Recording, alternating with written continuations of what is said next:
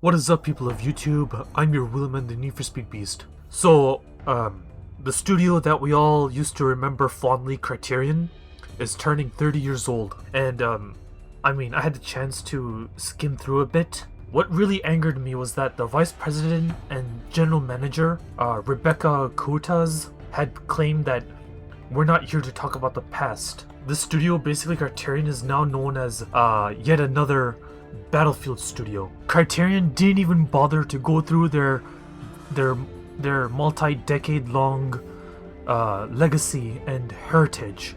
This studio was really talented back in the day. Criterion has been around longer than I have been alive. They were responsible for the Burnout series. Also, did you know that Criterion also invented the engine, the renderware engine, responsible for powering the most beloved era of GTA games, the 3D era?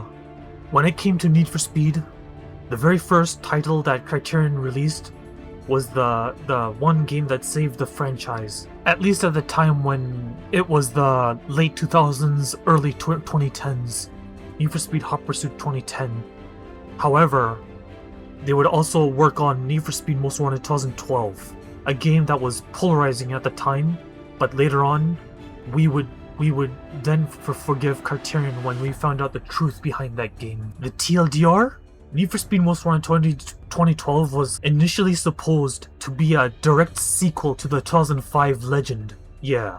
If you don't believe me, you can literally search up Need for Speed Most Wanted 2012 cut content on YouTube, and there you'll find some really shocking and eye-opening stuff. Criterion then collaborated with the long-gone EA Ghost to develop Need for Speed Rivals, and then they would come back for one last round to work on Need for Speed Unbound.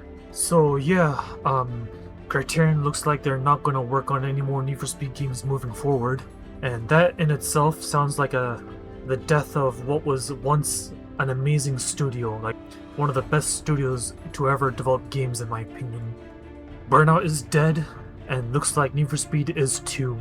The best thing I can do and carry the Need for Speed name as a strong reminder how much I love it, how much we all love it, and continue its legacy moving forward. Certainly there's a chance that somewhere down the line we could see another racing game with Need for Speed in its spirit, like a spiritual successor. Only Father Time will tell.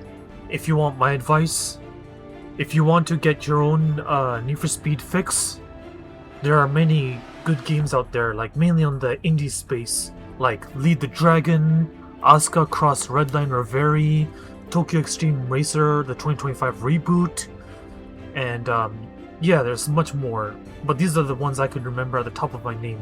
Lead the Dragon and Asuka Cross Redline Reverie they're both coming up, and Tokyo Extreme Racer is definitely worth a shot. But yeah, really sad day for us Need for Speed lovers and Criterion fans as well. I miss the old Criterion, and they'll be forever remembered, just as EA Black Box were. So yeah, I'm the Need for Speed Beast, and peace out.